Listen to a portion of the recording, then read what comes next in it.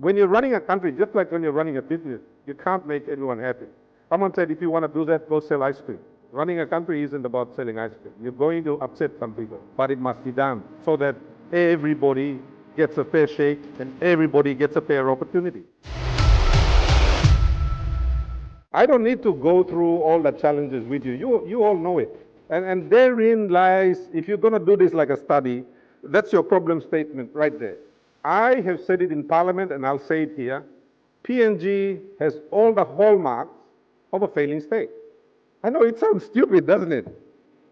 And that's what I don't get. I mean, how silly is that? When in 2017, when I read a report that cocoa was going to go gangbusters around the world because there's going to be a 12% shortage of supply coming out of West Africa, now I find out it's actually a 30% deficit in supply and it's going to last for another 5 years. What did I do? I invested in productive capacity. What's productive capacity in cocoa? Well, you actually need a cocoa plant, right, to produce a cocoa pod. I know it sounds silly. So what's the best way to do that? Well, you need a nursery. Go back to basics. So what did we do? We developed 600 budwood nurseries. We have more cocoa nurseries in East Sepik than the entire South Pacific combined.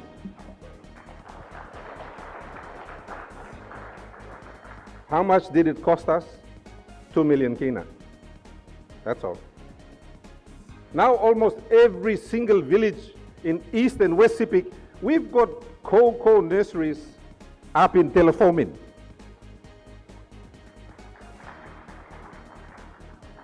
Now that's like I said, I feel that I'm offending you by telling you this, seriously. That's what you need to do. So this week, my good friend, the member for North Fly, now wants his people to grow cocoa. They actually got vanilla from us and they're doing vanilla, which is great. And he's going to send an aircraft to Wewak to pick up cocoa seedlings so they can start their nurseries. Isn't that amazing? I've got Sepiks who did the work in East Sepik, now in Gulf Province, they're in Central Province, they're all over the country doing precisely what we did from 2018, 19, 20, and what we're still doing. So that model is now being moved around the country. It's very simple, but here's the deal. We've never produced more than 40,000 tons of cocoa in this country. But we've got land and labor available that can do 1 million tons a year. But for almost 50 years, we've just gone nowhere with it. You can say the same thing for cocoa and, you know, the new favorite, cattle. Strategic infrastructure development. Now, people talk about infrastructure development. I like to add that word in front, strategic infrastructure development. See, we need to get our produce, whatever it is, whether it be cows or sheep or whatever, to market. We don't necessarily need to take it from province to province. So the infrastructure needs to take us to a port. And here's the thing. All the literature tells us that 95% of world trade takes place on the water. We are hardly investing in the ports that need to carry the trade, but we are investing crazily on road infrastructure. And I'm not going to knock that. All I'm saying is, let's be strategic. Where do we need to put the roads in first to take us to a port so we can get this country viable? Reduce some of the inefficiencies that surround doing business in our country. Reduce that. Strategic infrastructure. Power. That's my other favorite. The Minister for State Enterprises and I have a lot of arguments over this. One of the main reasons why I supported changing government in the first place and getting Marape in was to fix power. I wanted power fixed. Not just fixed, but bring the cost down. Papua New Guineans pay 1 kina 20 toya for a kilowatt of power. The Indonesians pay for the same amount of power 40 toya. 1/3 what we pay for it. Now, if I was a Chinese billionaire looking for a place to do business and it needed a lot of power, and Indonesia is selling power at 40 toya and Papua New Guinea is selling it for 1 kina 20, where do I go if that is going to be a critical need in my business? A lot of people don't understand that it's the comparative advantages that attract investment.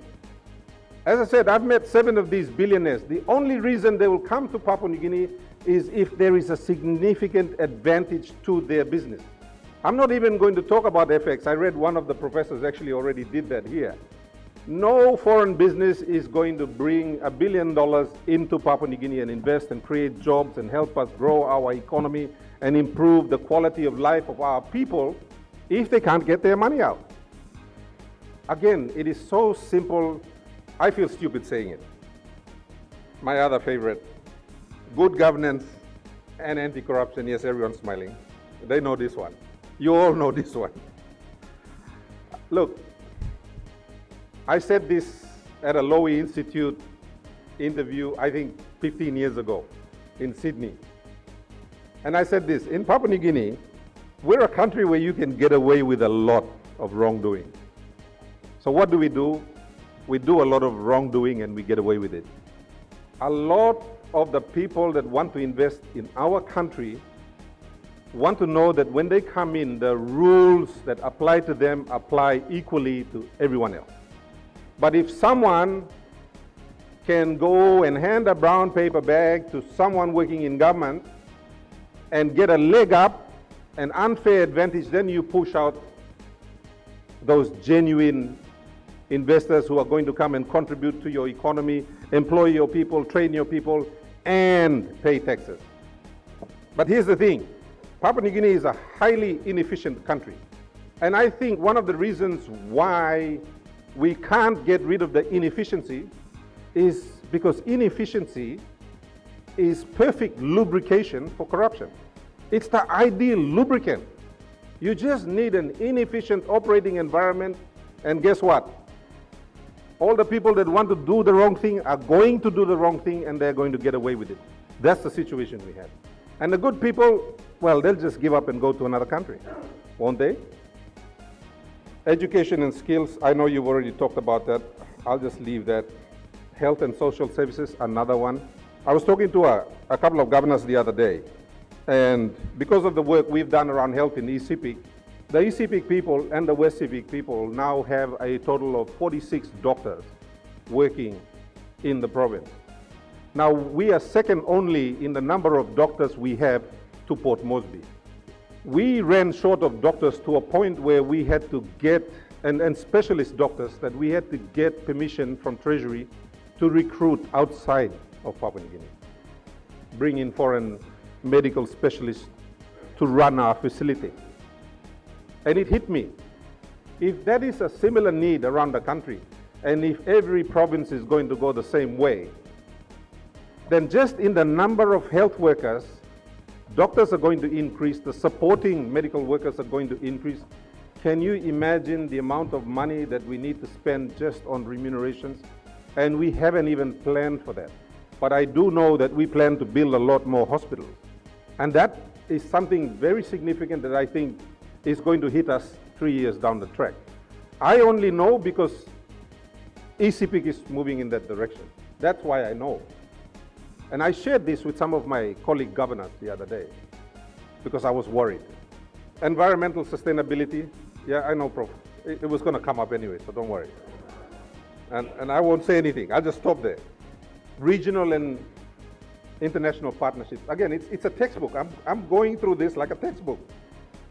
So, mino na tok lo despla. But I think there's so many market opportunities. I read a market report that said that by 2030, the food required in Asia is going to, well, Asia is going to need an additional, I think it was $4 trillion worth of food. Just Asia, by 2030. Significant opportunity, again, like the cocoa that's coming up. And we just talk about us being the food bowl of wherever. And again, productive capacity. I'll leave it there. I don't want to criticize. I'll just stop there. Community engagement, local development. Many of you in here, this is, I think, the lecture hall for the School of Business, am I right? Okay. Business principles dictate that you have to do things a certain way. One of the ways of managing efficient business is empowering your local business units so they can do the work while you oversight. Now that is true of business, it's also true of government. What we have done is centralized to a point where all significant decision making occurs here.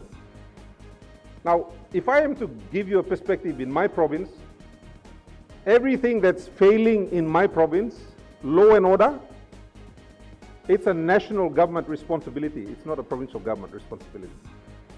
Power, that's a national government responsibility. It's not a provincial government responsibility. Water, also a national government responsibility, not a provincial government responsibility. Our highways and port, again, national government responsibility. One of my arguments is that you need to empower the business units so they solve those problems themselves. It is about efficiency. We need to introduce efficiency into our systems of government. I've spoken a lot about block grant, and many of you are familiar with that. There's a simple reason for me wanting a block grant. It leads to efficiency if you do it properly. Other countries have done it, and they've done it very well. My key question is, why haven't we? I believe that if we empower the local business units, they can create the havens we need for investment to take place so that we can get the jobs and all these other things that we talk about. As I said, fairly basic. A 5-year-old with a smartphone can Google it. So, let's get to the how. How do we do it? Again, it's very basic. PNG needs a strategic business plan that helps us to turn around. We don't have one at the moment. And even if we did, it's not worth talking about it because you need to be in a position to implement it.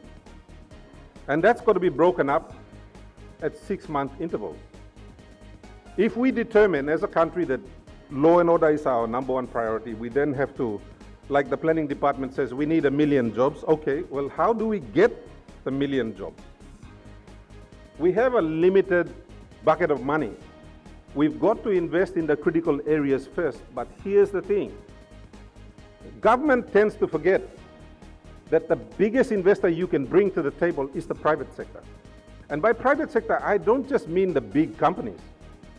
I mean the mums and dads as well. Many of you sitting in this room. If you know and you have the confidence that this country is going to go in the right direction, you are going to go and take your savings out and you are going to invest. You are going to send some money home to your relatives and tell them, go down to the CCI depot and pick up 1,000 cocoa seedlings and come plant them on our block. I'm talking about that kind of low-level grassroots investment. That's also private sector. The people themselves are going to start investing. That kind of confidence can only come if the big picture is pointing in a direction where we know that we are all going to have a fair, equal operating environment. We list all the issues, we prioritize them, and then we monitor them. We should be checking at 6 monthly intervals how we are progressing with the plan. I've been in Parliament 7 years, been in government 4.5 years. I have never seen us monitor the outcomes of the budgets that we do. We just spend money. That's got to change if we want to see us moving in the right direction. We have a youth bulge. We need 1 million jobs. Well, how do we get those jobs? We're not going to get them through the Connect PNG contractors. We know that already. Even government says, look, we've created 30,000 jobs through Connect PNG. Well, where's the other 970,000 that we want? That's going to come from the private sector. Every country on earth generates jobs through the private sector. We just keep missing that point here in PNG. We think government needs to generate those jobs that we need. Again, it comes back to the confidence. How do we give the confidence to the private sector so that they can invest their money? And again, large-scale foreign direct investors, all the way down to local investors in country, to mums and dads. When you, and this is why I like medical people. Medical people are very matter of fact. If you bring in 20 people or 25 people from a PMV accident to the hospital, this is what the medical people will do. They will come out and do an assessment. And they will figure out which ones can be saved and which ones can't be saved. So they make a decision. It's called a triage. So they will actually let some of the people pass away because they can't help them. I honestly think that we should be taking a triage approach to Papua New Guinea. Of course, everyone wants roads, everyone wants health centers, everyone wants brilliant schools. I've got 760 schools in my province. But we've got to make some value decisions, and we've got to do that knowing that we're sacrificing in some areas because the basket just isn't big enough. We invest in the critical areas. When I was investing in cocoa from 2018, 2019, 2020, 2021, even today, a lot of my people said, well, why can't you invest in rice and why can't you invest here and there and everywhere? And I said, I've only got 1 million kina. I'm sorry, we're only going to do one thing. Many of them hated me for it at the beginning, but they're happy now. We got to do the same thing to the country. These are hard decisions. They're not easy, but they have to be taken. When you're running a country, just like when you're running a business, you can't make everyone happy. Someone said, if you want to do that, go sell ice cream. Running a country isn't about selling ice cream. You're going to upset some people, but it must be done so that everybody gets a fair shake and everybody gets a fair opportunity. I always like to work at a problem backwards. Figure out what your problem is and then you work backwards to the nuts and bolts. Professor Mel was talking about vanilla. Do I have time or am I going out of time? I've only got 3 pages, I'm finishing. And a lot of people ask me, why vanilla? I went to my village in 1993 to bury my father. I was working at, my grandfather, sorry. I was working at Oktedi at the time. And when I got home, everyone in East Sepik was scared to go to my district. It was the crime capital of Sepik. So when I got onto a PMV in Wewak, some of the mothers, the Sepik mothers came up to me and said, son, get off this PMV. The people that own that PMV are going to take you somewhere and kill you. Because that's what they do. They didn't realize that I was one of those people. So when I got home, I got all my cousins together after we buried my grandfather. Nami semia. So I said, why are you guys doing this? You and one of my cousins who's dead now, he said, and he died from diabetes, funny thing. Because when he started making money, he said to me, I am never going to eat another yam, taro, banana, or sak ever again. I'm going to eat rice and bread and biscuit until I die, and he did. So he stood up in the village and says to me, Kas, we have enough food in the garden, but when your nieces and nephews are crying for twisties or a bicycle, I got no money. So we all have to stand at the road and just hold up all the trucks and get cash so I can buy your nephew a bicycle. Again, problem statement. So I sat down and thought about all the things that I should be doing to help my people. The first thing I settled on was marijuana. Let's grow it and smuggle it into Australia. Today it's legal, but we were thinking about it 30 years ago.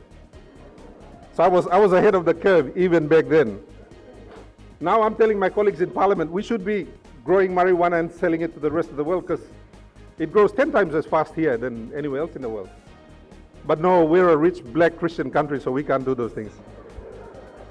Anyway, back to vanilla. Eventually, we settled on vanilla, and a good friend of mine, we were working together in Oktedi. He's now country manager for Wafi Golpo, David Wissing. David was working community affairs, and we were helping to build the rubber plant in Kiunga at the time. And he said to me, why don't you try vanilla? I'm like, what's vanilla? So he showed me a couple of pictures. We were just getting on the internet in those days. So we had, of course, mainframe computers, no laptops or anything like that. And so I started to do a little bit of research, and I realized that we've got these plants at home. I don't know why, but I've seen them in the bush. So when I brought the pictures back and showed them to my cousins, they're like, yeah, it's in the bush. I'm like, where did they get them? They were like, no, we got them from the agricultural station. The Australians brought it here in the 1960s to do experiments at the egg station at Bainik. And my people have this yam growing culture where we grow these really long yams. Sepik amal sawe. We like to tell the million base, yours is small one. Ours is big. Anyway, so part of the ritual for growing the long yams involves an indigenous vanilla vine. So when the guys in the village, they saw all these, the vines brought in by the white men, they thought, malirab long by strong moyet, yam by go tribe mo. So they stole the vanilla plant.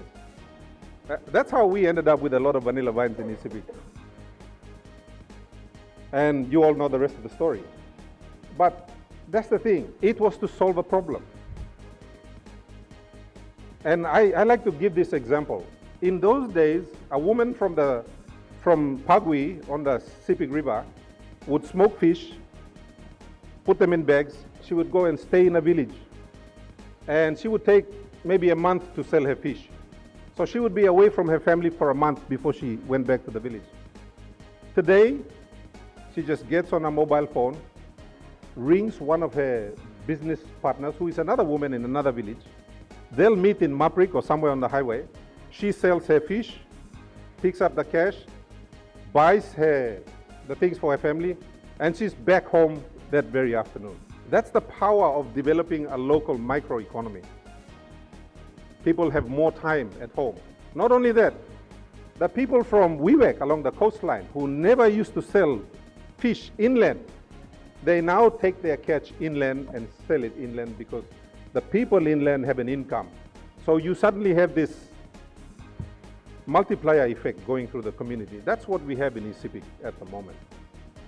It's going to a point where we run out of things like bottled water every week. We run out of milk, we run out of cooking oil, we run out of rice, we run out of fuel regularly. And we need a deeper port because we need bigger ships to come in so we don't have the shortages on the shelf. People complain to me and say, oh, we're running out of fuel. I'm like, yeah, that's a good problem to have. I don't want the crime, but running out of fuel, someone can step in and deal with that. So I've spoken a bit too long. I've oversimplified it, I know. But that's the way I like to do things. I like to take a complex problem, break it down into its simple, implementable parts. And here's the thing.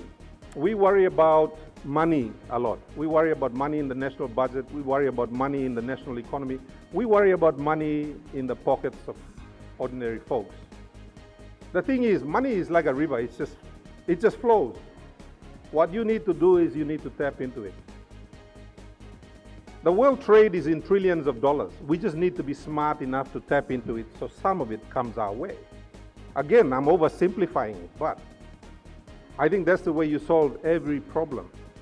You break it down from its most complicated to its least complex so that it can be implemented by ordinary citizens. And these ordinary citizens need to have the confidence that if they do these things, tomorrow it's going to be better. That's what they need. So thank you all very much for listening. I'm going to take a seat, and I hope that was a little bit inspiring. But again, I don't want to come up with a new problem statement. Thank you all very much. Stay tuned for more updates, and don't forget to like, share, and subscribe for more news and insights.